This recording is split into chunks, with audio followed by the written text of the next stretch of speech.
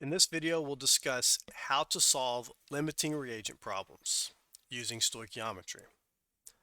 We're going to determine, number one, which reactant or reagent is the limiting reagent, and then number two, what is the maximum quantity of a particular product that can be produced. Limiting reagents, you could also say limiting reactants. In this example, we have for every one sandwich, you need 2 slices of bread and 1 slice of cheese. Okay, that's the balanced equation.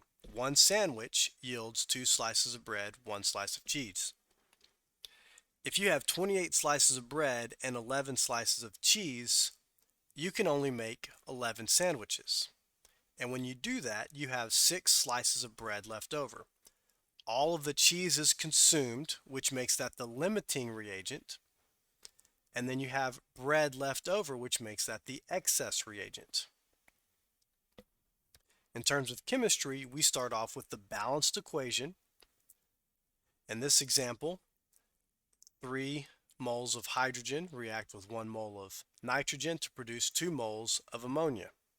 That would be 6 grams of hydrogen, 28 grams of nitrogen, and then 34 grams of ammonia. But let's say you only have 3 grams of hydrogen, but you still have the 28 grams of nitrogen. You will only be able to produce about half of the ammonia that you wanted to produce. So that makes hydrogen the limiting reagent. And since not all of the nitrogen is consumed, that makes nitrogen the excess reagent. In this example, we're asking for the maximum mass of sulfur dioxide that can be produced when you react 95.6 grams of carbon dioxide, disulfide, with 100 grams of oxygen. So we have to do stoichiometry for both reactants, and then we compare the answer. The first one, we have 95.6 grams of carbon disulfide. We're going from mass to mass, right? We're trying to find the maximum mass of sulfur dioxide. Since we're starting with CS2, that's A. We're looking for SO2, that's B. This is a mass-to-mass problem, so we start with the molar mass of A. The molar mass of carbon disulfide is 76.2 grams. Then we go with the mole-to-mole ratio, B over A, so 2 moles of sulfur dioxide over 1 mole of carbon disulfide. And then we finish it off with the molar mass of sulfur dioxide, 64.1 grams. In the calculator, 95.6 divided by 76.2 times 2 times 64.1, and you get 161 grams. Next, we have the other reagent. This is A, and then that's B. You have the molar mass of oxygen, and then you have the mole ratio of sulfur dioxide to oxygen. See, 2 moles of sulfur dioxide for every 3 moles of oxygen. And then we need the molar mass of sulfur dioxide. That's the final step. Then we calculate in the calculator 100 divided by 32 times 2 divided by 3 times 64. You end up with 134 grams of sulfur dioxide. Notice how 134 is less than 161. That makes oxygen the limiting reagent because it can produce a lesser amount than when you use carbon disulfide.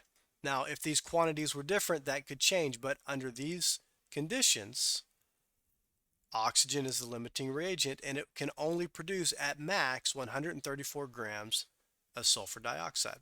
So the answer is oxygen is the limiting reagent, but your actual answer, the maximum amount that can be produced, is 134 grams of sulfur dioxide. Okay, you have 2 practice problems. I'll give you the answer, but I'm not giving you the solution. You have to determine that on your own. First example, gaseous ethane will react with gaseous oxygen to produce carbon dioxide and water. If you have 2.10 grams of ethane that's mixed with 3.6 grams of oxygen, what is the maximum mass of water that can be produced? So once you do stoichiometry for both reactants, the max that can be produced is 1.7 grams. Okay, example 2. Hydrochloric acid will react with sodium hydroxide to produce aqueous sodium chloride and water. If you have 0.729 grams of hydrochloric acid and 0.60 grams of sodium hydroxide, what is the maximum mass of water that can be produced by this reaction? Once you've done your stoichiometry, you'll determine that the maximum mass that can be produced is 0.27 grams.